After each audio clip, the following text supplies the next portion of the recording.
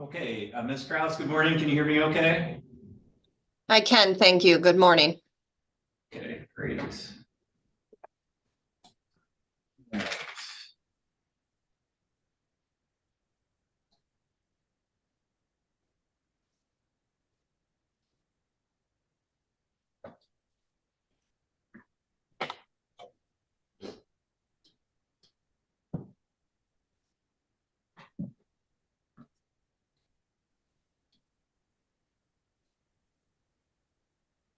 All right, Mr. Gault, are you able to hear me okay? Yes, sir. Okay, we're on the record in Fritz versus Gault. This is case number 1013413. The record should reflect Mr. Gault is present today by video.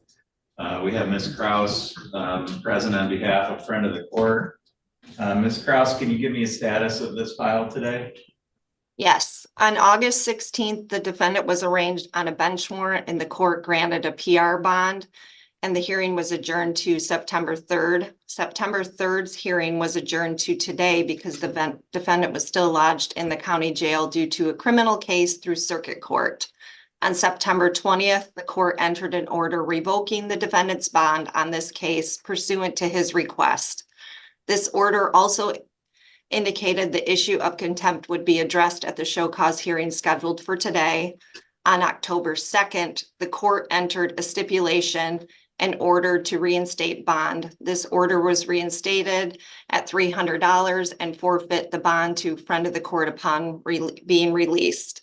Since then, the defendant did post bond and reported a new employment to the friend of the court on October 10th. However, no payments have been received. His obligation is $111 a month, and as of the first of this month, the balance is $2,233.11. Okay, Mr. Gault, are you still employed? Yes, sir. I actually get paid Thursday. They held Okay. they hold the first week and I get paid every 2 weeks. So my first check should be Thursday. Okay. And All right. Oh, go ahead. And they did tell me they got the income withholding notice. So I'm assuming a payment should be taken out Thursday. Okay. All right.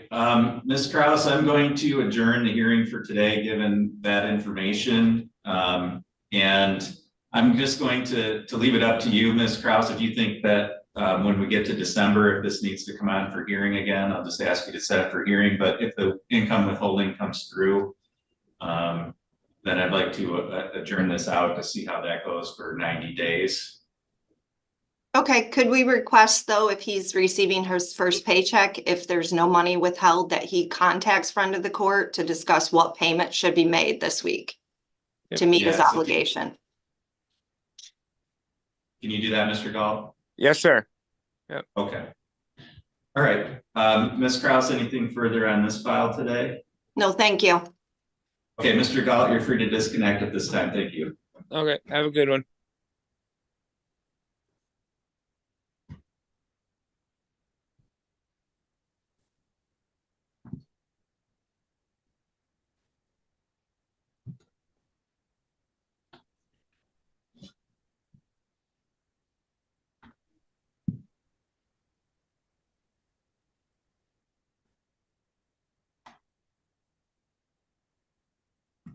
Ms. Dobbins-Beck, are you there? Yeah, I'm here. Is Mr. Butts connected with you as well? No, he's not with me. Okay, 1 second.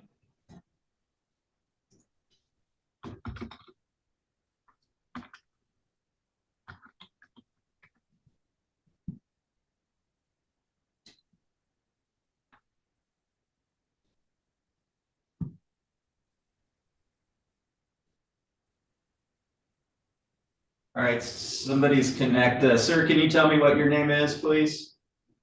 Tyler Goff. Mr. Goff, okay. Ms. Dobbins-Beck, I'm just gonna have you hold on for 1 minute. Okay. And I'm gonna mute you just a minute here. All right, this is Brandon Bird versus Goff, file number 09-13272. The record should reflect Mr. Goff is connected here today by video. Ms. Kraus, can you give me a status on this file today? Yes, this hearing was adjourned from July 1st to monitor payments. An income withholding was active and had been collecting a total of $450.12 monthly, which included $324 for current support and $126.12 towards arrears. However, no payment has been received since September 6th. The balance on the account as of October 31st is $16,380.27. Thank you. Mr. Goff, what's your employment situation at this time? So unemployed at this time, thinking I still might have a job at Otsego Club if I want to go back. Yeah, I really want to try and find something else, but I'm thinking they told me there that I might still have a job there pretty much, but I want to find something else. I mean, but Have you been working since September? so not like enough to say, not enough to say I've made money to make payments or anything.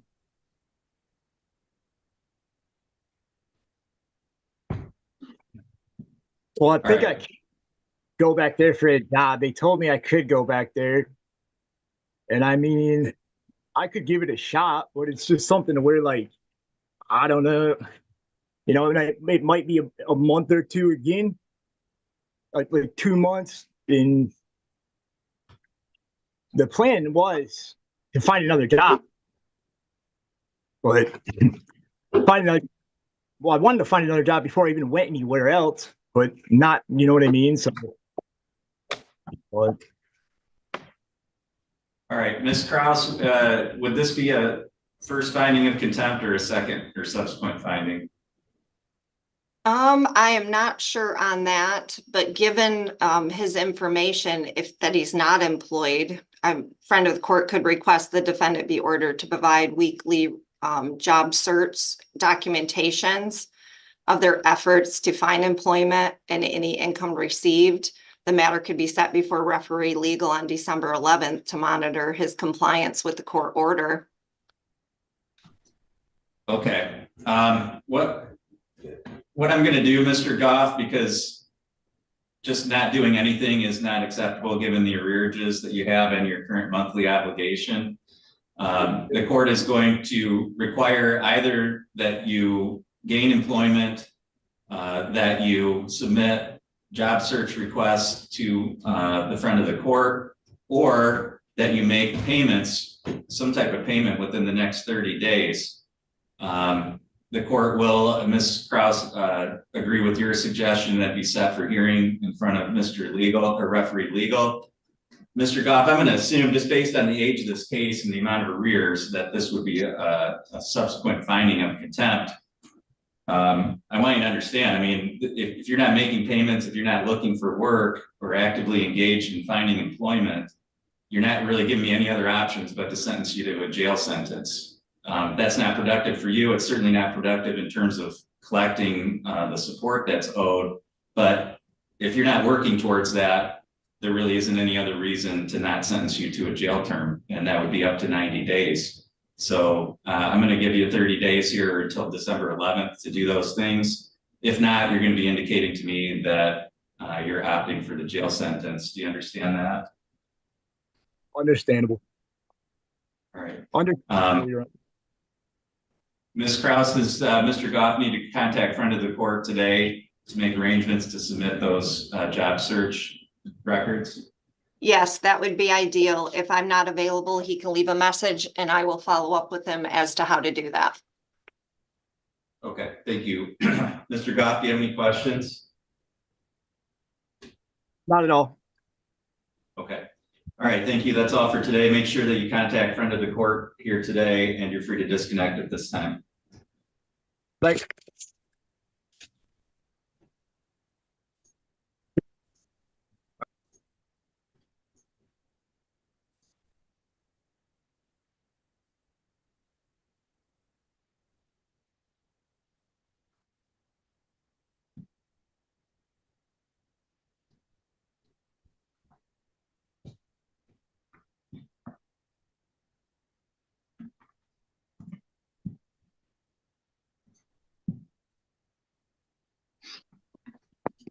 Mr. Butts, are you able to hear me okay?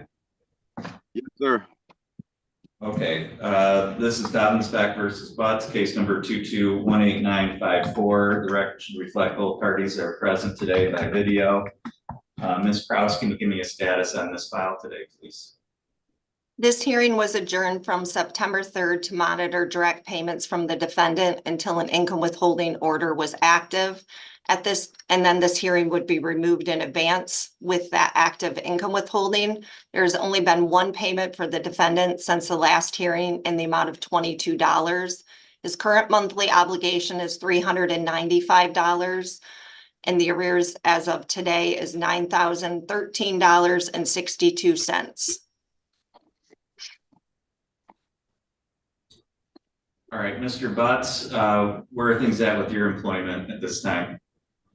It is Mayville Engineering Company Incorporate, 715 South Street, Mayville, Wisconsin. That's my check right here. I'm on my break right now. When I get out of work, I'm gonna go make payments, and I'm talking to my HR lady at work right now of why it's not being taken out. Other than that, I'm doing what I'm supposed to be doing. I'm sorry money's not going through them like it's supposed to, and I'm coming. Did you provide that employment information previously to friend of the court? Yes, ma'am. Or yes, sir. Yes, sir. All right, Ms. Kraus, do you know if income withholdings in the process at this time? There is a couple of them. I'm not sure if that specific one is, that information was received, but I'm not sure if it was self-reported. Okay. So it's Butts, did you- Mayville, is that correct? Me? I didn't hear you, man. Can you repeat the employer information? Yes, sir. Mayville Engineering Company Incorporate, 715 South Street, Mayville, Wisconsin, 53050. I'm looking right now to make sure that that's the information we have. Okay. I don't know if you can. I don't know. All right, while we're doing that, Ms. Dobbins-Beck, you're connected. Was there anything that you wanted to state for the record today? No. Okay.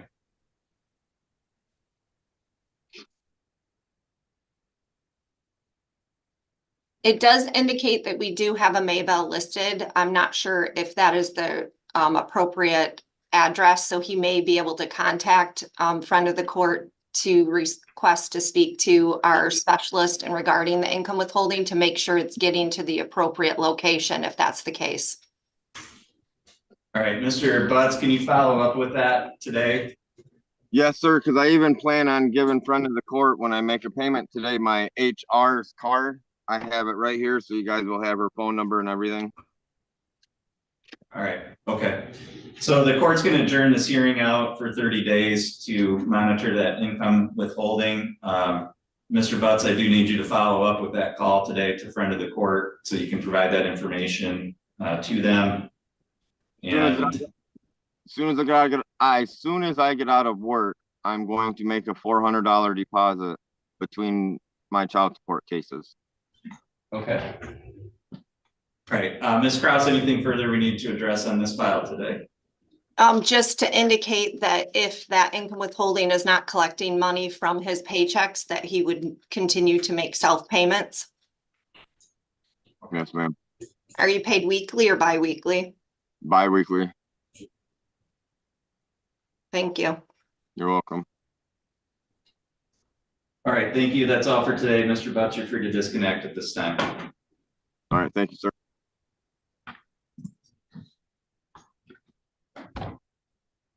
All right, we have somebody connected on an iPhone.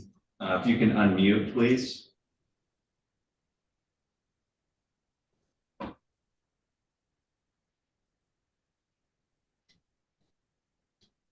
All right, that person's not unmuting, so I'm not sure who that is. We do have a number of files left here on my docket. Ms. Kraus, I have Geisenhaber versus Mastock. Hello, can you tell me your name? Joshua Folz. Mr. Foltz, okay. Johnson versus Foltz, case number 2218934. The record should reflect Mr. Foltz is connected by Zoom. Ms. Kraus, can you tell me the status of that file today? Yes, this hearing was adjourned from referee Kyle Legal on October 2nd, as he recommended the defendant be found in contempt, as the defendant has the ability to earn income and has the capacity to pay a larger portion of the amount due out of currently available resources, and the defendant has not made diligent efforts to pay all or more significant portion of the amount owed. The defendant was required to appear today in front of your honor unless $1,000 payment was made. Since the hearing, no payments have been received. Prior to the referee's hearing, $100 payment was made in September of this year. Prior to that, non-voluntary payments were received in July and June of this year. His obligation is $384 and a balance of $3,210.54. Okay, Mr. Foltz, why have you not made any efforts to pay on your child support? Like I told Mr. Legal, at the time I was watching my sister's kids while she worked because they didn't have school and she didn't have a babysitter, so that was my income. And my girlfriend was also working while I'm a stay-at-home dad, so she could work and we could afford stuff. As of today, though, I have an interview today that I'm going to, and I have a couple interviews coming up that I have to go to as well, so I could pay on, and I have a little bit of cash I could pay on today as well. Okay, how much of a payment can you make today? At least 100 to 150. Which one is it? I can make 150. Okay. All right, the court is going to adjourn the hearing today. The court's going to order that you make $150 payment within the next 24 hours to the friend of the court. The court is going to order over the next 30 days that you submit job search to the friend of the court office. Okay. After we get done with this call today, I want you to call the friend of the court to make sure that you understand how to submit those job searches. Alrighty. The court is going to set this for a contempt hearing in 30 days. Mr. Foltz, if you, Ms. Kraus, would this be a first finding of contempt or a subsequent finding? This would be the first finding. Okay, so Mr. Foltz, I'm gonna make sure you understand, if the court finds you in contempt and adopts referee Legal's findings, the court can sentence you up to 45 days in jail. Do you understand that? Yes, sir. If you don't make any payments or the payment that we're talking about here today, if you don't submit the job searches to the friend of the court, at the next hearing, the court will find you in contempt and will sentence you to 45 days in jail. Do you understand that? Correct, sir. You're running out of time to avoid that. If you're not doing those things, there's no other reason for the court not to sentence you. Correct. And so Ms. Kraus, if you can set this for a hearing on the December show cause docket, please. Yes, thank you. All right. Do you have any questions, Mr. Foltz? No. Okay, you're free to disconnect at this time. Make sure you contact friend of the court office today. Thank you, sir.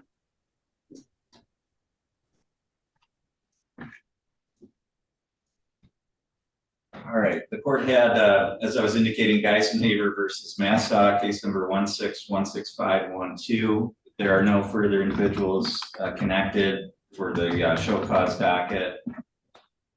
On that one, Ms. Kraus, did you want the court to issue a bench warrant? No, we would request that the bond that was paid be released to friend of the court. And then we would request that she appear in front of the referee on December 11th for contempt screening. Since the case is currently charging at $86, once that payment's applied, the remaining balance would be $595.34. Okay, thank you. The next one, Hassel versus Bergman, case number 1716873. Again, neither party has appeared on that file today. How did we want to proceed on that one? Friend of the court would be requesting a bench warrant as there's been no contact with the defendant after his request to adjourn this from from October 7th because he had a conflict with his schedule. He has a support obligation of $883 and his balance right now is $24,540.06. And that would be it. Okay, the court will request that bench warrant did you have a purge amount on that?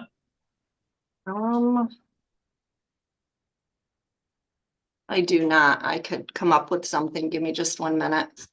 No, that's fine. As long as you include that on the order, the court will sign that.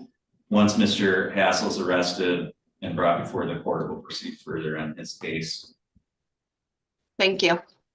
Last one that I have is McHugh versus Robbins. That's 1817304. Again, for the record, neither parties appeared on that one this morning. How did you want to proceed on that case? I believe the defendant is lodged in the Otsego County Jail. Mr. Robbins? Yes. Okay. I'm going to get a hold of them and see if we can get him on was he arrested on a bench warrant? He was arrested in regards to some other charges as well. Friend of the court's not sure if he possibly is having a long-term jail. We're unsure of the sentencing details. So depending on what that outcome is, we would potentially be dismissing that based on the other charges. Okay. Let me look into that and then I may call this case again. Here in a Okay. little bit. And I will, oh, sorry. Yeah, that's okay. Did you have any other files on the show cause docket today? I don't, but I was going to just turn off my video and mute because there are some additional cases. So, if you can just give me a shout out and I'll do my best to make sure I'm available if this is recalled or if you have questions on the other cases that are on the docket. Okay, very good. Thank you. Yeah, thank you.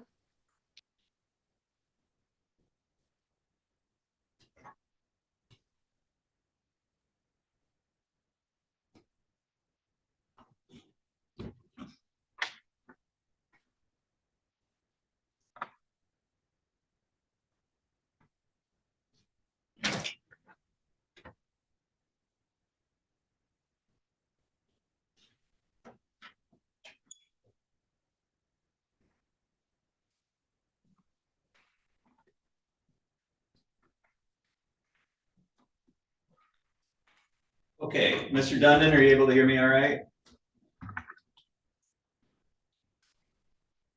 You're muted.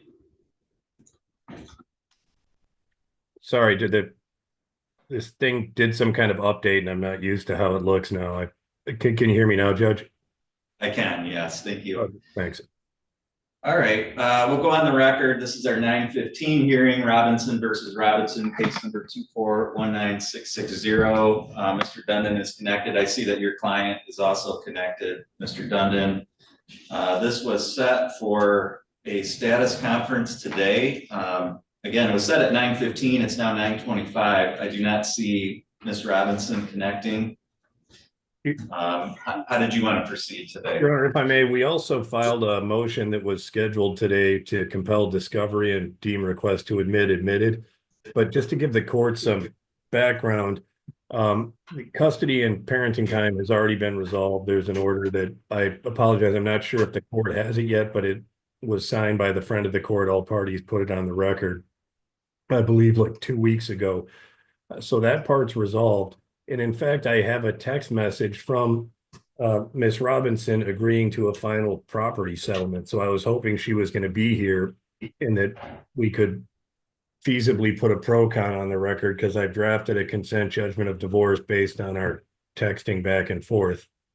So to be honest, Judge, I'm not sure. I guess I would ask the court to grant our motion to compel and then maybe set it for a default, but again, I thought we were done. She's relatively okay about getting back to me, and like I said, I have a text which I could print out if I need to do a motion to enforce judgment, Your Honor.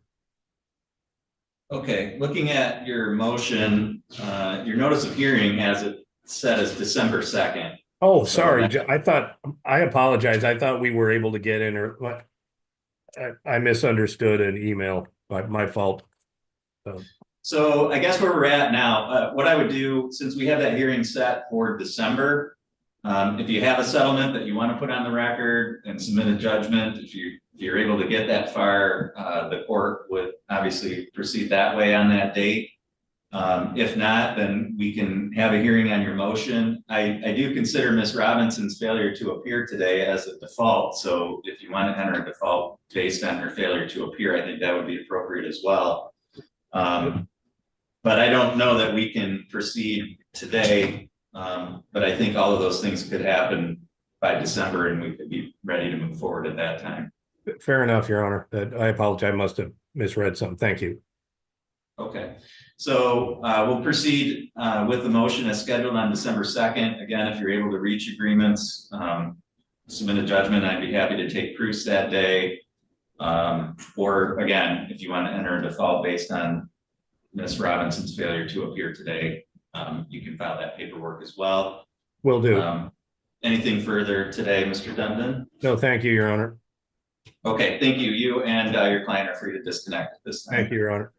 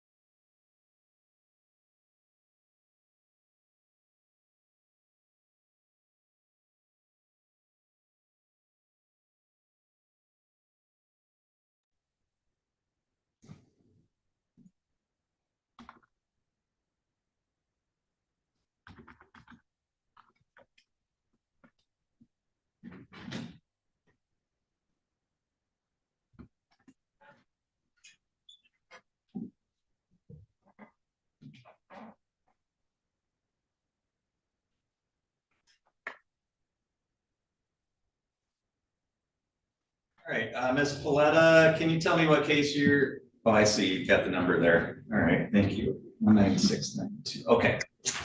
We're on the record now. This is Goodwin versus Goodwin, case number 2419692. And if I could have counsel put your appearances on, starting with plaintiff, please. Thank you, Your Honor. Miranda Bailey on behalf of Generally Goodwin. And Jacqueline Paletta on behalf of Jeremy Goodwin. All right, thank you. This is set for a status conference today. Looking at the file, it looks like parties did participate in mediation, but we're not able to reach an agreement, it looks like. So Ms. Bailey Quick, on behalf of plaintiff, can you tell me where things are at and how you'd like to proceed going forward to get this resolved? So I'm going to apologize, Your Honor. I lost my voice over the weekend, but since mediation, we have reached a full resolution, and my assistant's actually in the courtroom with a signed consent judgment. And I was able to, I noticed that the stipulation and order converting the case to the DO case because the minor child has emancipated was not entered. So that has since been signed as well. The front of the court is not concluded with the child support recommendation. So we do also have the signed stipulation and order preserving the arrearages. We just need to get the front of the court approval on that order. So we don't have that signed off yet, but we do have the signed consent judgment for you to at least review while hopefully the court's willing to take proofs today. All right, thank you. Ms. Paletta? Yeah, that's my understanding as well, Your Honor, that we have reached a resolution and those documents are being submitted for the court's approval. Do you have any objection to taking proofs from Ms. Godwin today? Ms. No, Paletta? I don't have any objection. Okay, Ms. Bailey Quick, I will swear in Ms. Goodwin, and then you can proceed. Ms. Goodwin, can you raise your right hand, please? You solemnly swear or affirm the testimony you're about to give will be the truth, the whole truth, and nothing but the truth, so help you God? Yes. Thank you. You can lower your hand, and Ms. Bailey Quick, please proceed whenever you're ready. Thank you. Generally, would you please state your name, spell your last name for the record? Generally Rachel Goodwin, Goodwin. Thank you. At the time you filed your complaint for divorce, had you been a resident of the state of Michigan for at least 180 days? Yes. And at that same time, had you been a resident of Otsego County for at least 10 days? Yes. Were you married in Excelsior Springs, Missouri, Lake County on September 1st, 2001 by a person authorized to perform marriages? Yes. Are you currently pregnant? No.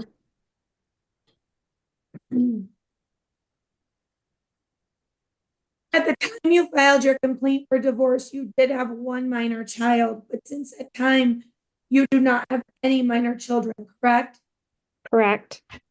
We have all reached the age of majority and are adults. Yes. Great. At the time you filed your complaint for divorce, you had alleged that there had been a breakdown of the marital relationship to the extent that the objects of matrimony had been destroyed and there remained no reasonable likelihood that the marriage could be preserved. Was that true at that time? Yes. And does that remain true today? Yes. Now, since mediation, you and Mr. Goodwin have reached a full settlement, correct? Yes. And you have had an opportunity to review the judgment of divorce and you have signed that. Yes. Okay. And do you feel that you need any additional time to review that judgment, or are you satisfied with that judgment? I'm satisfied. You have signed that judgment? Yes. In that judgment, you are not asking to restore your maiden name, correct? correct, Okay. In the judgment, you have received all of the personal property and household goods that you are to receive. Is that correct? yes, Okay. And you have returned the credit cards to my office and I have to provide to Ms. Paletta. Is that correct? yes, Okay.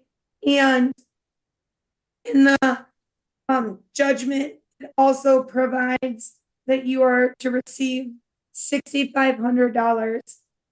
Have you received that yet? no, You are to receive that within 7 days of the signing of the judgment, which was October 29th for Mr. Goodwin and October 30th for you, correct? correct, Right.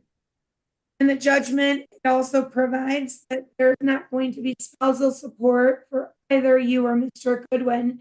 You understand that spousal support is forever barred after entry with the court clerk. You understand that? You understand that if we would have went to trial in this case, you could have fared better or worse. yes, And yet you are still asking the court to enter upon presentation to the county clerk judgment of divorce. yes. All right, I have no further questions, Your Honor. Thank you, Ms. Paletta. Did you have any questions?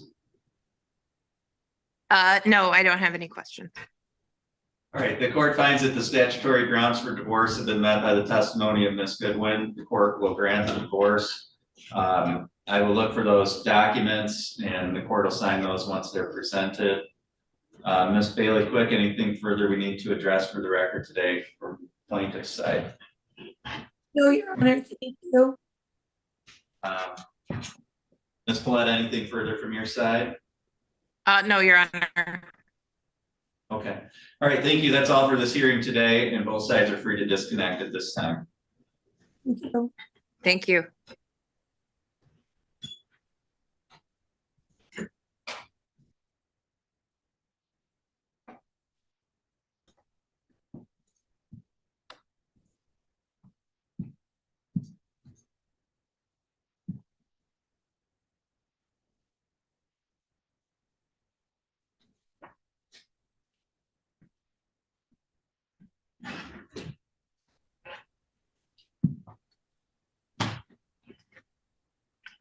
All right, looks like we have everybody connected. We'll go on the record in Cotton versus Cotton. This is case number 2319201. If I could have counsel put their appearances on, starting with plaintiff, please.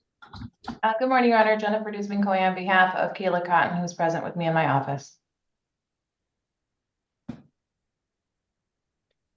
Good morning, Your Honor. Katie Komorowski, counsel for the defendant, Ty Cotton, who's present with me in my office. Okay, we're on the record here today. We have a number of different motions filed by the defendant that are set for hearing today. Ms. Komorowski, I did receive your motions. I had a chance to review each one of those, as well as Ms. Dusman-Coy, your responses. So Ms. Komorowski, anything that you wanted to present today by way of oral argument in support of your motions? Sure, Your Honor, if I could just make a summary on the motion to enforce the order to enter the judgment of divorce. We had a hearing in November 2nd, 2023. We took pro-con testimony. On that day, the only outstanding issue was the military retirement pay. You had a ruling on that. And then we had another hearing on June 3rd, 2024. During that hearing, you indicated that there needed to be an order, which was entered on June 6th, 2024, where you gave myself and the plaintiff's counsel 30 days to enter an order of judgment of divorce. Both of us worked together. We came up with a judgment of divorce. My client signed that on June 27th, as did I. I delivered it personally and electronically to plaintiff's counsel's office. And then, it appears the plaintiff and her counsel signed that on June 28th, 2024, but they did not file that with the court. I did not receive a copy of that until September 3rd, 2024. I'm asking the court to please enter that order today, and so that the property can be divided. And I know that there's a pending motion to modify custody, but that should not hold up the parties' division of their property. At the hearing last fall, they agreed that their custody and parenting time agreement was the best interest of their child. And until we have another hearing, that shouldn't be changed as far as that goes. I also asked in that motion if you would consider, because of the delay in entering the judgment of divorce, despite the defendant's good faith efforts, that the plaintiff have a reduced amount of time instead of the 6 months due to her unreasonable delay in entering that judgment to either refinance or sell the house. And I made a suggestion of July 2nd, 2025 of a date.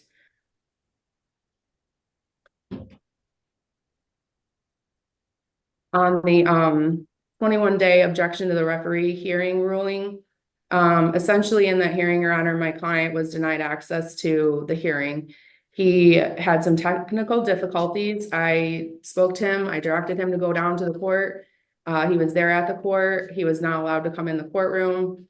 The referee did excuse him from the hearing. However, I essentially attempted to object to a number of things the referee was saying, and my client was not able to be present for that hearing. During that hearing, the referee on 9/18 delayed the parenting time complaint hearing from 9/25 all the way until 11/13 this month. And so I was asking for a sooner hearing, which at this point I understand may not be possible. That may need to still be just heard on 11/13. Or if you could please hold the plaintiff in contempt today based on her testimony on 9/18, where she admitted that she was withholding parenting time. And then my other motions, I had a motion in limine to exclude or strike unverified evidence, and a motion for a protective order. On the motion in limine, there's a number of Michigan rules of evidence, 901, 901A, 104, similar federal rules of evidence, 901 and 902. Essentially, the exhibits 3 and 4 that plaintiff filed on July 30th are new exhibits. And, you know, discovery closed last fall, Your Honor. And also on top of that, not only about the discovery issue, but though the plaintiff did not sign that motion, those exhibits are unverified by affidavit. They're unauthenticated. They're essentially a bunch of screenshots. There's no dates. There's no phone numbers. And so I was asking if you could please exclude those 2 exhibits from evidence to be heard on 11/13, and then a protective order for barring the plaintiff or either party really from filing or attempting to enter any exhibits that are unverified, unauthenticated, or undated screenshots of texts where there's no phone numbers, there's no dates, none of that. It's impossible for us to know the timeline. And so those are the things that we were asking for today, Your Honor. All right, thank you. Ms. Dukes-McCoy?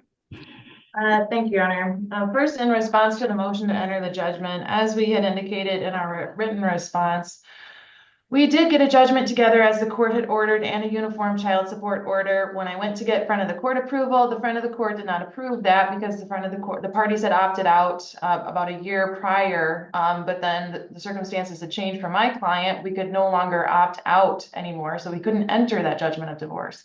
And that has been made very clear in our pleadings, in my communication with opposing counsel. And so I'm not sure why we're even here today with opposing counsel asking the court to enter a judgment. I think that's legally improper until those issues are resolved, as we indicated.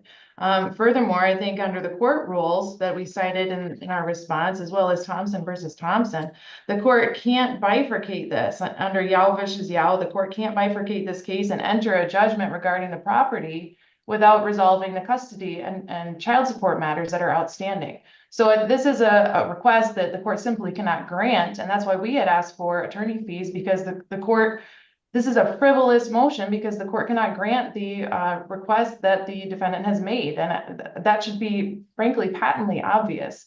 That's something that we had discussed, that's something that is clear from the law, and so we had asked for attorney fees and costs for having to even attend this hearing and respond to the motion. In response to the issues with the adjournment of the referee hearing, the referee may adjourn a hearing for good cause without preparing a recommendation for an order. There is no 21-day objection period to that type of recommendation, I guess I would call it, but all that the referee did was adjourn the hearing so that it could all be heard at the same time. There was absolutely no prejudice to the defendant. There's no harm to him because of that. It was frankly the defendant's problem that he couldn't appear by Zoom, and he hasn't indicated otherwise. So again, it's another frivolous motion that we had asked for attorney fees and costs for even having to respond to. Finally, the motion in limine and the motion for the protective order.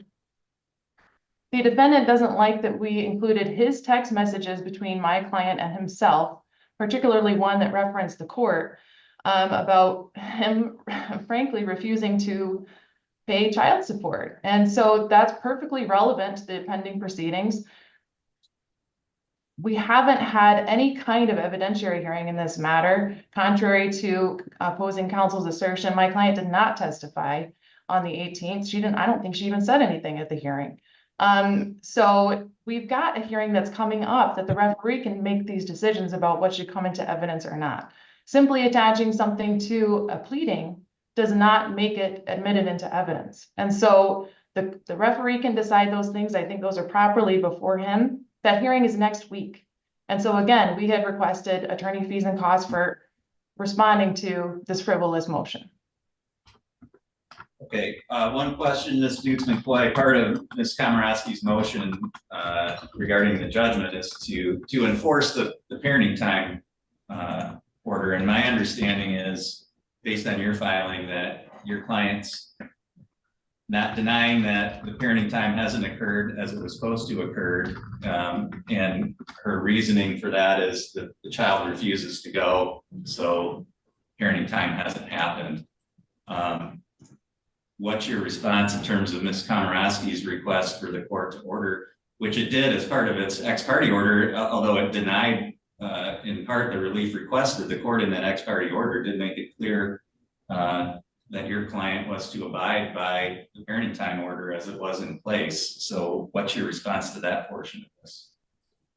My response is, Your Honor, that my client has made attempts to take the minor child to the exchange location. She's taken him there. He has refused to get out of the car. He is 14. My client has good cause for essentially violating the court order because she cannot force the minor child to go with his father. Frankly, that wouldn't be in his best interest. The minor child has gone to counseling, and we have evidence that we intended to present at the referee hearing that there has been a severe deterioration in the relationship between the defendant and the minor child. And so because of those issues, which are not yet resolved, which have not been heard, which have not been testified to, that evidence has not yet been presented. My client has not been able to present evidence on her good cause. And so I don't think that the court can yet find my client in contempt. All right, thank you. Ms. Komorowski, anything you wanted to say in response to any of Ms. Dukes-McCoy's arguments? Yes, Your Honor. I am aware that, the child support may need adjusted, but it also may not need to be adjusted. Initially, the initial recommendation from June of 2023 was that the plaintiff pay my client child support. It was a small amount per month, but she never has paid him anything. And, that was outside of the front of the court. We were opted out. And so that was never enforced. And this court should be able to enter this judgment of divorce and just simply refer this matter to the front of the court for a different number as far as if something happens different next week where they change the custody or parenting time arrangement, then certainly the front of the court can enter an amount with for child support to be paid and to who it's to be paid by and to. There's no reason why we can't enter the rest of the judgment with that modification. Why we have to continue to delay and delay and delay the dividing of the property, the dividing of the home, the retirement pay, all the other accounts.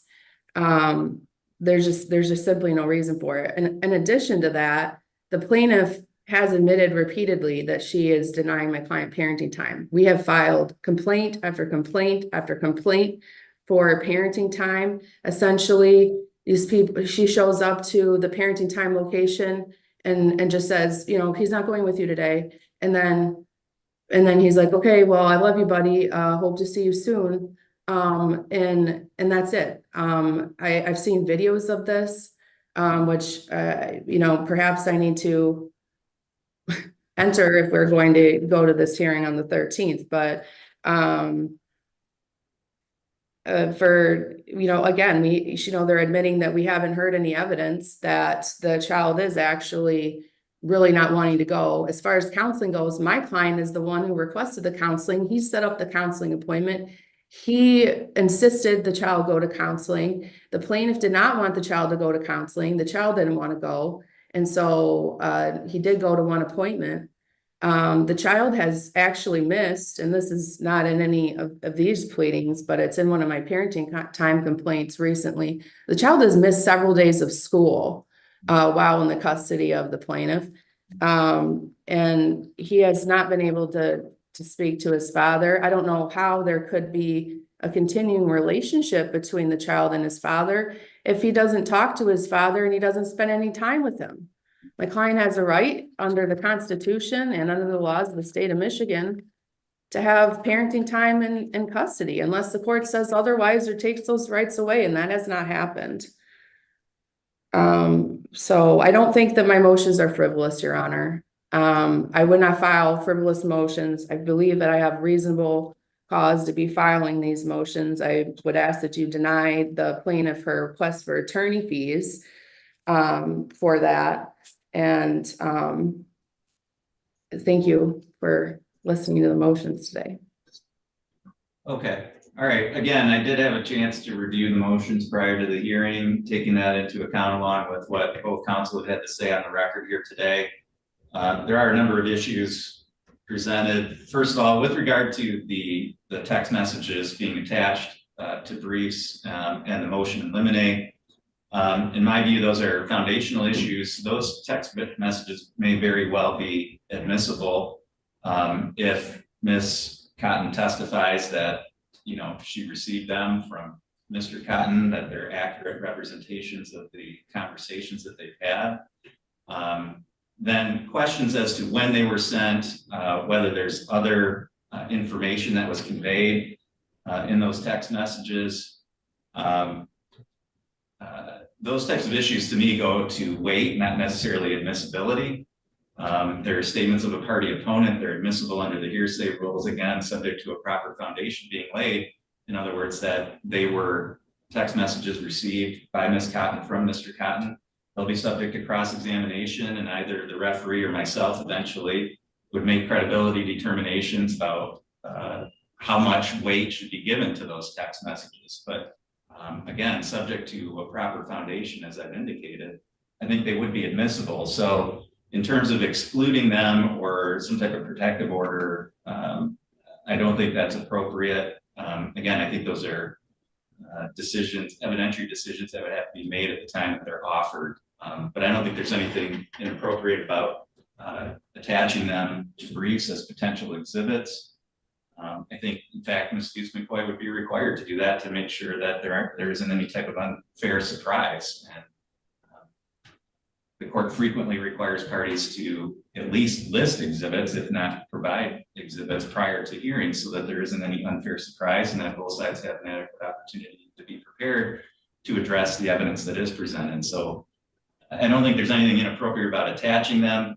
I think they may be admissible. Certainly the court's not in a position to rule that they're inadmissible at this point as part of a motion to eliminate. So the court will deny both of those motions.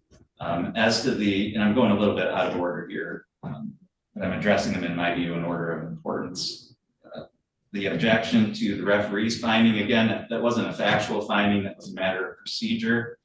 Given that there was already a hearing set for November 13th, in my view, that was a reasonable decision by the referee, regardless of the extent of participation of either party in that hearing.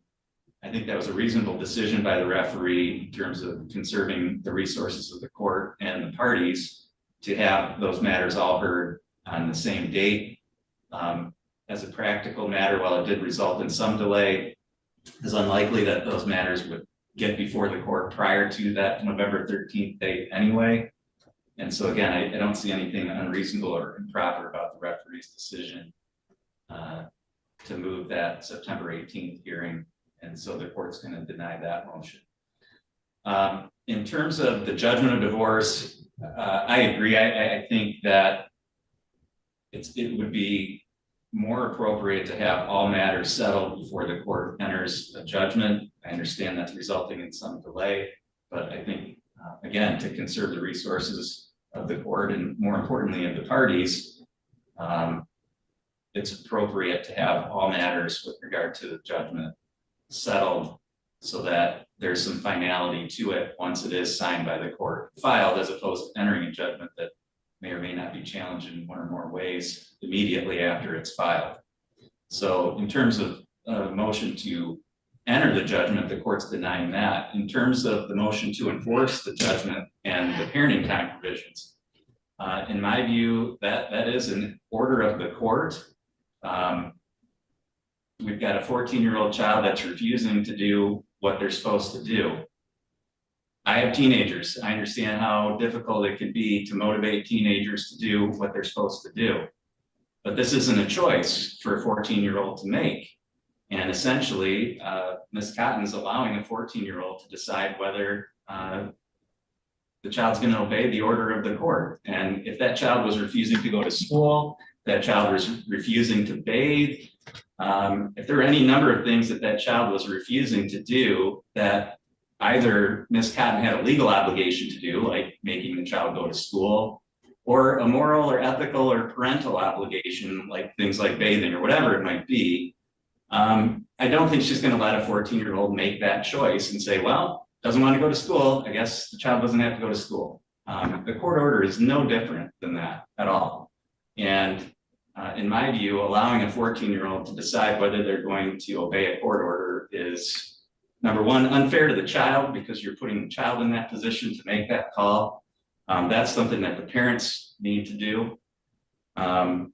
Again, I understand the difficulty in motivating a teenager, but there are any number of ways that you can motivate a teenager to do what they need to do. And ultimately, that's the parent's job.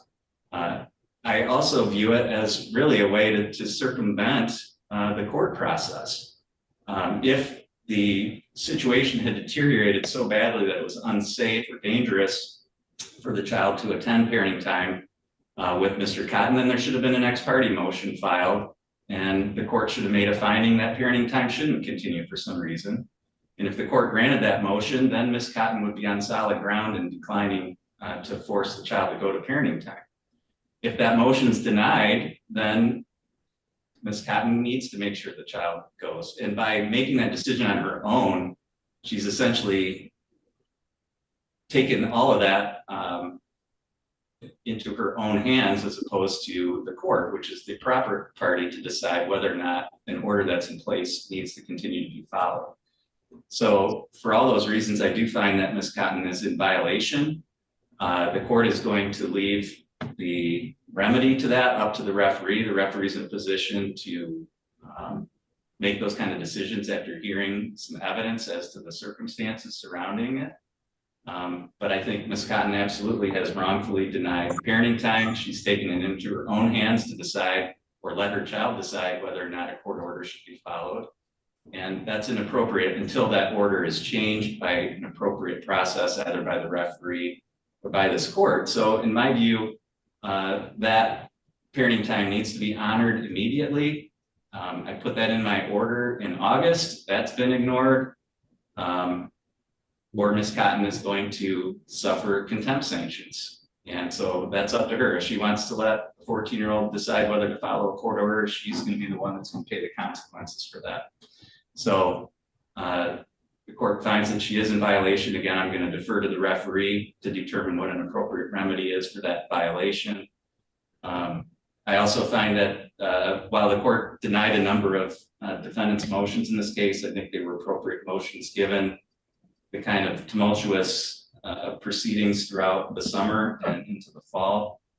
So I think there are appropriate questions to address. So the court is going to deny any request for attorney fees or costs related to the motion.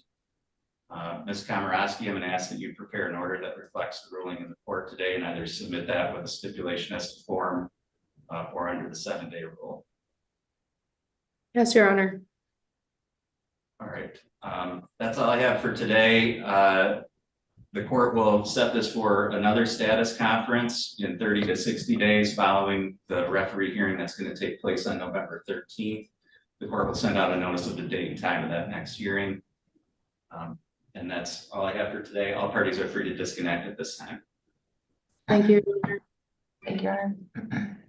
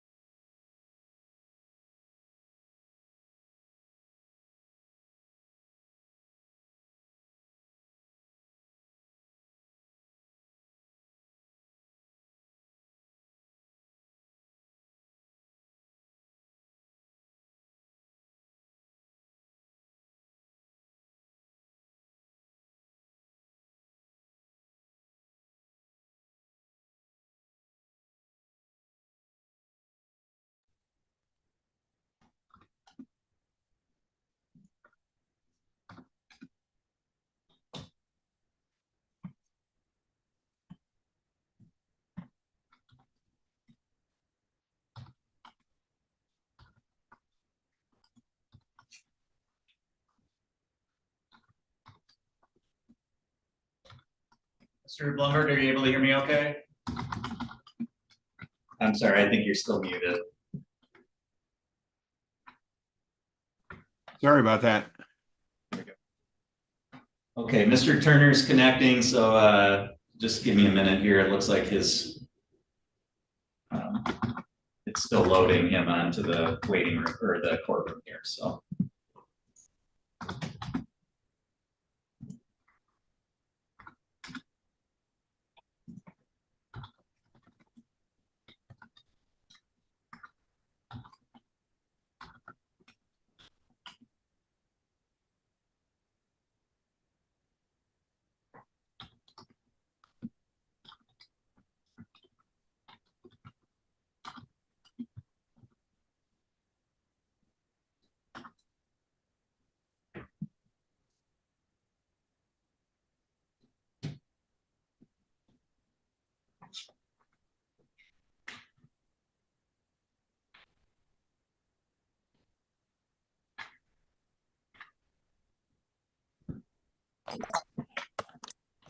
All right, Mr. Turner, are you able to hear me okay?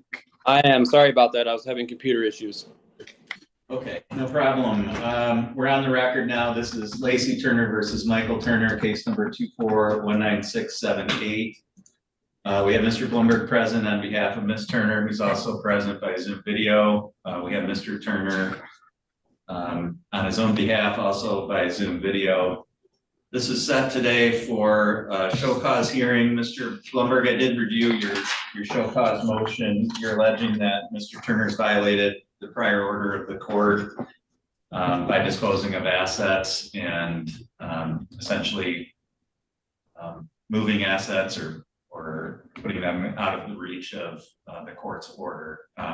Anything that you wanted to state for the record on that? Yes, Judge, besides the violation of the order for trying to dispose of assets, he was required by that same order to pay all of the household expenses that he historically has paid. And the fact of the matter is he's failed to do that. We have quite a list of things that he was required to pay that he has not paid. I think it's relevant for the court's consideration today is that Mr. Turner apparently is going to trial on either in the next week or two on delivery of methamphetamine. So I don't know how that impacts on where we are today, but clearly a condition of his bond is that he not violate any laws of the state of Michigan or any orders of the court. And it's clear to me that he has done that. So we're prepared to go forward and explain to the court through my client's testimony of what bills he's not paid, including rent for the last 8 months. And yet he's conducting business. He has his own business and he's chose not to use that money to support his family. There's also a temporary child support order that he's not paying. So clearly he is willfully defying the orders of this court. All right, in terms of the disposal of assets, what are you asking the court specifically to order with regard to that or the non-payment? I mean, if the court were to find Mr. Turner in contempt, what's the remedy that you're asking for? Because I suspect what he's going to say is that he doesn't have the money to pay the household bills because of his other matters. And that's one issue. The other issue is the disposal of assets. So what if the court were to find he's in contempt, what are you asking me to do on those issues? Well, I think the court would fine him, perhaps incarcerate him. These are all things that are within the discretion of the court in a contempt proceeding. But perhaps even more importantly than those two things is that we believe he does have the money. He's collecting money for jobs that his company's doing, and he's not performing the work. He tells the Michigan State Police that there's some trust account in which he's holding these funds. Those funds, if they exist, would be available to meet his obligations under the court order. Okay. All right, thank you. Mr. Turner? Yes, so I'm going to deny hiding any assets. I haven't transferred any assets since the motion was filed on 4/25. I believe what they're referring to is the Durango that my company previously owned. Turner Handy Home Services began its wind down period 3/31, and with doing so, I disposed of the Durango that's in question. I sold it, and then I dissolved the company 4/22, which was 3 days prior to Mrs. Turner filing for divorce. I have been financially unable to pay her bills because my company dissolved. I was forced into homelessness on 3/1 when she filed a PPO. My company collapsed as a result. I've pretty much been unemployed all year. I was certified homeless on 5/10 by NEMSCA. They assisted me in finding an apartment on 5/24, and NEMSCA has paid my rent until 10/31, just until last month. I just started a new business, 9/18. I'm kind of getting things, going with that. There was a child support order that was put into place, awarding arrearages back until May for a total of $5,298.50. As of November 1st, I did pay my child support plus arrearages in the amount of $1,110. Over the course of the summer, I was doing some odd jobs here and there, and I was able to make a little bit of money, and I sent whatever I could. I sent money on 4 different occasions for a total of $800.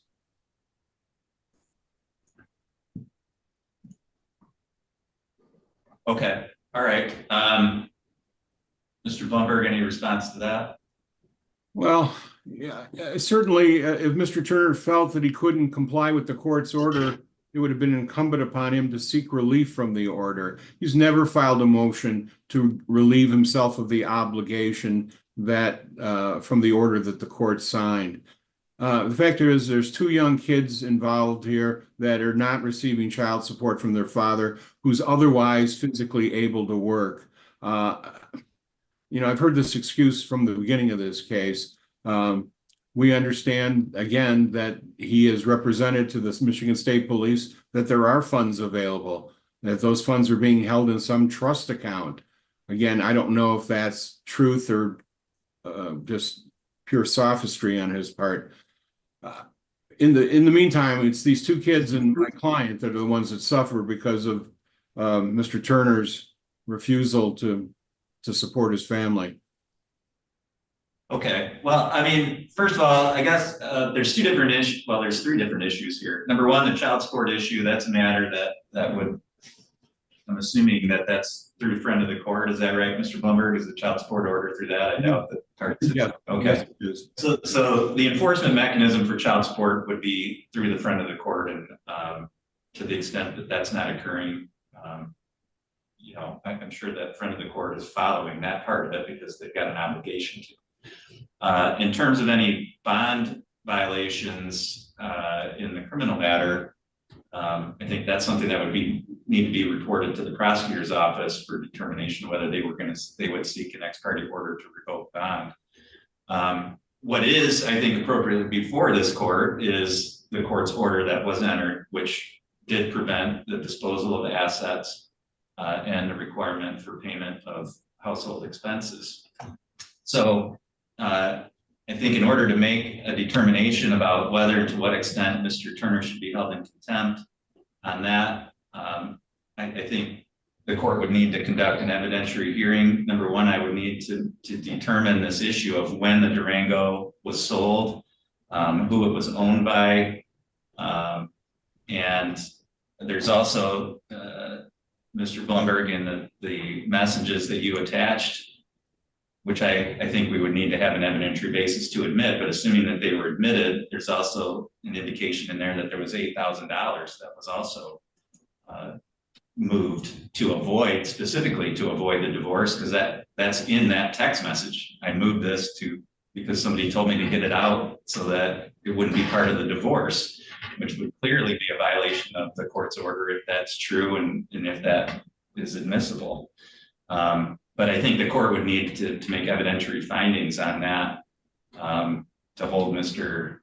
Turner in contempt for the Durango and or that $8,000 or any other assets. So I'm going to set this for a 2-hour evidentiary hearing. Mr. Turner, to the extent that you have documentary evidence as to those issues, you're going to need to bring that to the court. It's unlikely that just denying it is going to provide sufficient weight. You're going to need some documentary evidence. So anything that you have to defend against these claims, you're going to need to bring to that contempt hearing. And then, Mr. Blumberg, obviously, you'll bring the evidence that you have. Certainly. The court will set that for a hearing date and notify the parties of that. Mr. Turner, you've been raising your question. Do you have a question? I just wanted to clarify a little bit about the messages that were attached. The $8,000 was a communication between my client and I. What had happened is, obviously I made some mistakes in my business. I was given an $8,000 advance from my client, who then subsequently fired me from the job, and they did a chargeback on their credit card, and it pulled that $8,000 from my account, leaving my account very, very negative, and that's what led to the dissolvement of my business. So that $8,000, I never actually, I had it for a short amount of time, and then it was taken back. Yeah, that's fine. I mean, I understand that's your position. You're going to need, like I said, to bring some documentary evidence showing that that's what actually occurred, which there should be some evidence of that. There is. Paper. Yep. So that's how we'll proceed on that. The court will set that for the soonest date possible, because I know timeliness is an issue here. In terms of proceeding with finalizing the divorce, because this was also set for a status conference here today.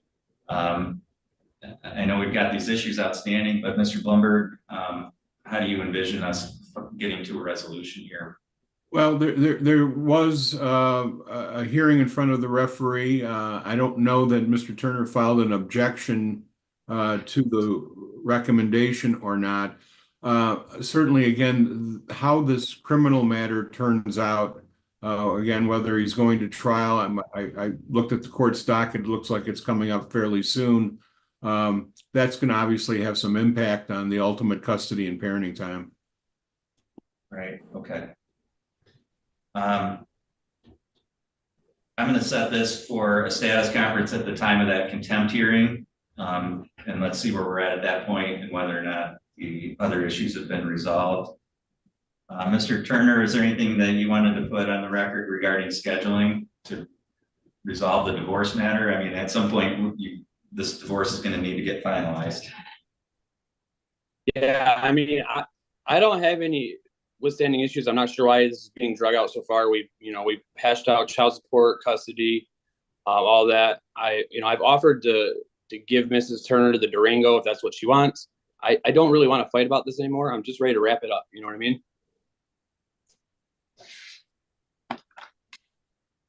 Okay, well, then I would suggest that you get in touch with Mr. Blumberg to see how that can happen. I would if you would return my phone call. I've reached out probably a dozen times to no avail. Okay. All right, that's all I have for today. The court will send out notice of the date and time of the contempt hearing, as well as the status conference, and we'll go from there. All parties are free to disconnect. Thank you.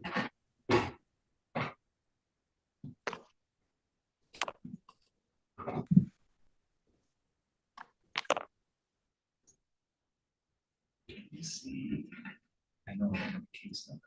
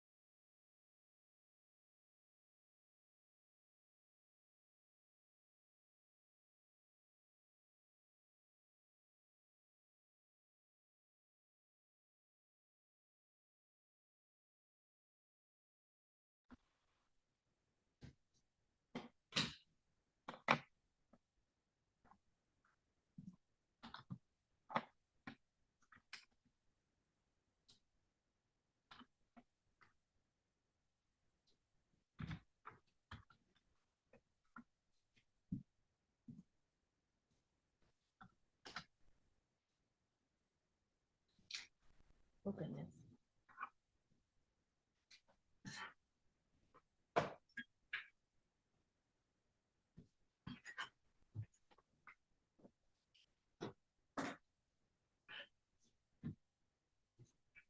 Okay, ma'am, on Ashley's iPhone, can you tell me your name? You need to unmute.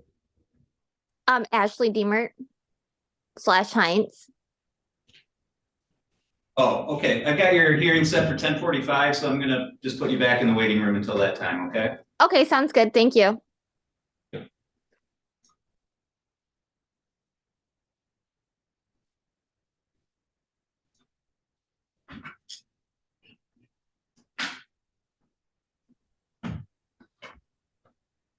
All right, Mr. War, are you able to hear me okay? Yes, sir.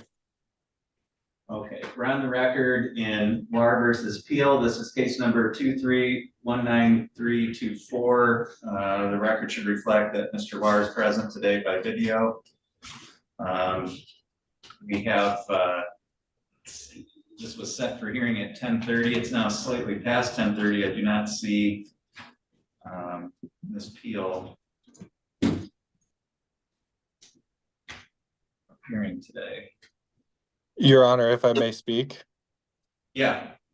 She already told me when we spoke last that she does not care what you say. She's refusing and I can take her to court. All right. This was set for a hearing on an objection to the referee's recommended order. It looks like Ms. Peele is the one that filed the objection. That's right. This is not your objection. Is that correct? Correct. Okay. Ms. Kraus, can you jump in here real quick? Ms. Kraus, it's my understanding that that objection was filed beyond the objection period. Is that correct? Yes, the certificate of mailing was mailed out on 9/18 for the referee's recommendation. So the 21 days would have been on 10/9. It appears that she filed that with the clerk on 10/10, which would be the 22nd day. Okay. All right. Based on the late filing and Ms. Peele's failure to appear here in court today, the court is going to dismiss that objection. So the referee's recommendation from September 18th will be the order of the court. I'm just looking to see if the court has actually signed that. And it looks like the court did. Mr. War, that is the order of the court. Nothing about that's going to change until further order. So Okay. to the extent that Ms. Peele is not abiding by that order, then you need to file a violation with friend of the court. Okay. I understand. Did you have any questions at all? Do I have to file a different motion for a guardian ad litem? That's something that would require me to give you legal advice, and I'm not able to do that. So if you have questions, you can contact the friend of the court. They might be able to answer that for you, or you would need to contact an attorney. Yes, sir. Okay. All right. Thank you. That's all for this hearing today. You're free to disconnect at this time. All righty. Thank you, sir. Have a good day.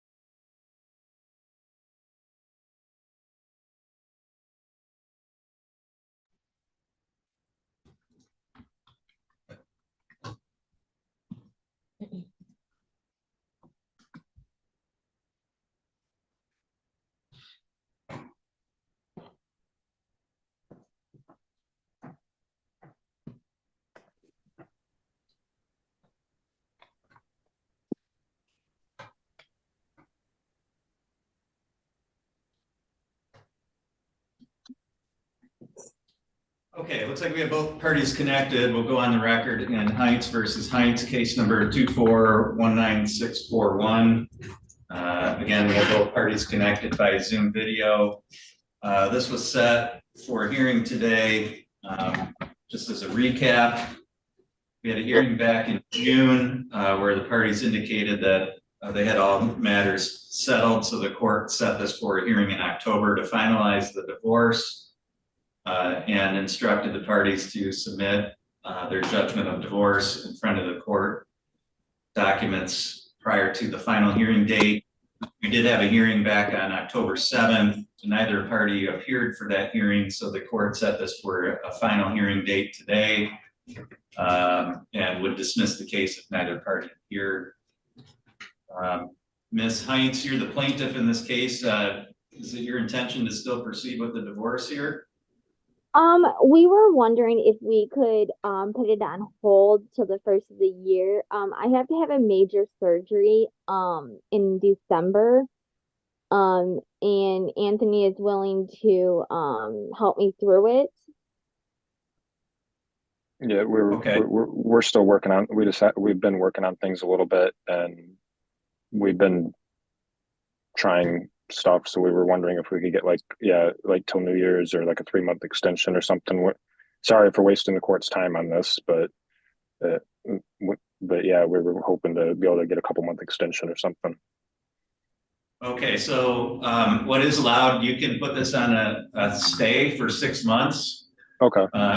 You're trying to reconcile where you don't have to pay for the refiling charges and all of that. But it does require one of you to submit something in writing. Okay. That's signed by both of you saying, we want to put this on the 6-month hold. Okay. Okay. I'll give you 7 days to submit that. That needs to come to the clerk's office here. If you fail to submit it, then I'm not gonna have any other choice but to dismiss the case. But that would allow you to put it on hold for 6 months. And then the court sets it for another hearing at that 6-month period. Okay. Okay.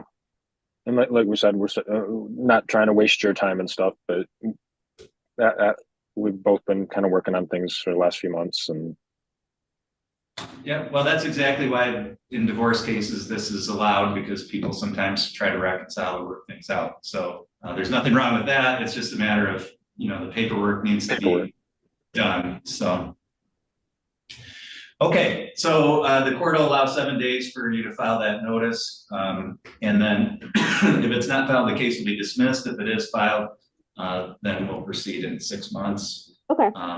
Earlier, if either of you wants to start the case up again prior to that, you just need to notify the court in writing of that, and we can get it set for hearing sooner. Okay. Okay. All right. Okay, thank you. That's all for today. You're both free to disconnect at this time. Thank you. Thank you.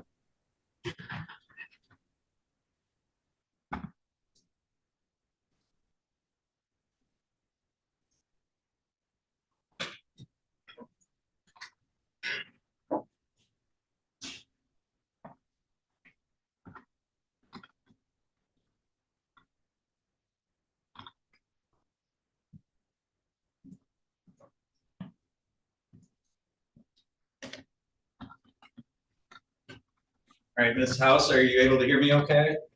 Yes, I am, Your Honor. Okay, we're on the record in House versus House. This is case number 2419615. The record should reflect that Ms. House is present here today. This was set for hearing at 10:45. It's now 10:50. I do not see Mr. House present. We had a hearing in October. The court set this for a final hearing date today and instructed the parties to submit the final judgment of divorce in front of the court documents. I don't see in the file that that's been done. Ms. Kraus, was there something that you wanted to add? No, just verifying that we haven't had any contact with the plaintiff since that hearing. Okay. Ms. House, have you had contact with Mr. House, or how do you want to proceed with your case here? Well, I do talk to him fairly often, but I haven't asked him about this. I assumed he would be on. I can get a hold of him after we get off of our hearing here and see what he's up to. Yeah, I mean, the bigger problem is, and either one of you can take care of this paperwork, but there's a final form called a judgment of divorce. Uh-huh. And then there's a final order regarding child support. And both of those, that form you need to get from the friend of the court office. The judgment of divorce, can be printed off online. You can get that form in a number of places, Northern Michigan Legal Services. But both of those need to be filed before I can really do anything more with your case. Okay. Well, then So- I will get a hold of him then and see what is what's going on with it. I know we had gotten notification after our last hearing. Well, I had received it before him. For some reason, he didn't get the initial one that the child support was being raised by quite a bit. So when he agreed to it last time, he was thinking it was about $100 a month, and it's been raised to almost 400. So I don't know if he was going to try to do something with that. I don't know. I haven't asked him, honestly. But apparently I need to, so that we're not wasting your time anymore. Well, and I mean, it's in your best interest if you want to get this taken care of. That's why if he's not doing it, Michigan's a no-fault divorce state. You don't have to wait for him to do that paperwork. You can do it Right. yourself. And, Okay. That'll help you get this taken care of so you can move on with your life as well. Right. I assumed since he's the one that filed that he would make sure it was done, but apparently something has come up. Right. Yeah, that doesn't always happen, which is why you're able to do that. Okay. To move. So, if you have questions about how to get that final order and get the judgment of divorce approved by friend of the court, you can contact them. They'll Okay. help you with that. If you need to get that form, again, you can go online or you can call Legal Services of Northern Michigan. They can help Okay. you get that. Okay. Yeah. So should we And then not? Oh, go ahead. Sorry. I was going to say, then I'll set this for another hearing next month. And if you can get all of that stuff together, get it to the clerk's office prior to that hearing, then I can take testimony from you and we can finalize the divorce. Okay. Otherwise, it's just going to get delayed further. So, Right. And it's, kind of silly to keep postponing. So I will get a hold of him and find out why why he didn't have it before this and what we're doing with everything. right. And then if nothing happens by next time, ultimately what'll happen is the court will just dismiss the case and you'll have to refile it if nothing happens. Well, either way, I will communicate with you after I get a hold of him and find out what he's doing with everything, whether he's gonna get the paperwork, whether I need to help him get it, what we need to do. But either way, I will communicate with the court. Okay. Rather than set Right, another good. hearing and then have it be like this again. Right, exactly. Okay, very good. Thank you. Do you have any other questions? Nope, not at this time. Okay, you're free to disconnect. Thank you. Thank you, Your Honor.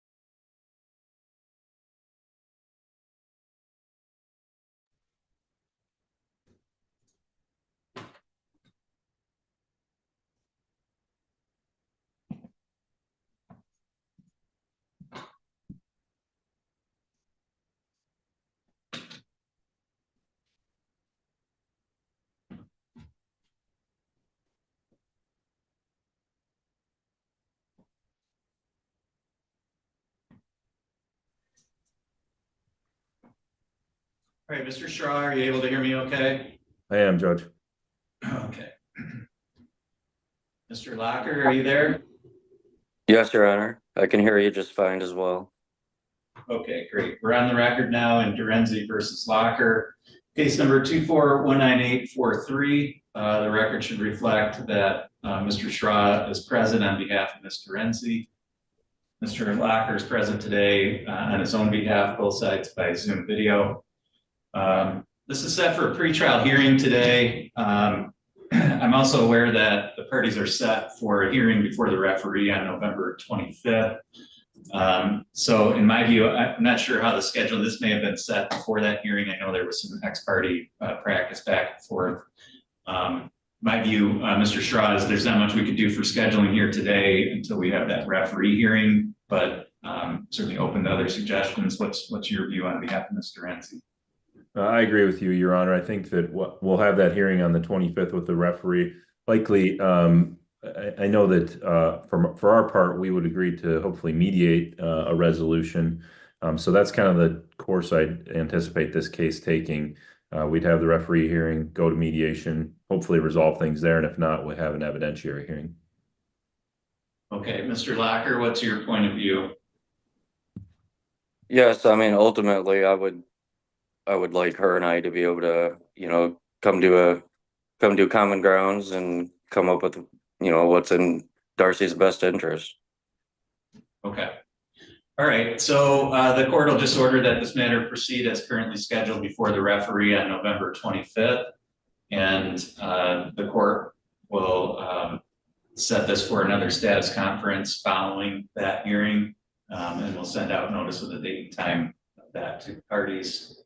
But I'll set that far enough out where the parties can attend mediation and follow in front of the court process. Mr. Straw, anything else I can address for your side today? No, Your Honor. Thank you. Mr. Locker, did you have any questions?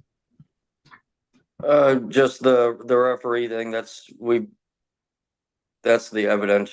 We bring evidence and all that to that as well, right? Correct. Okay. No, that's the only question, Your Honor. Okay. All right. Thank you. Both sides are free to disconnect on this case today. All right. Thank you, Your Honor.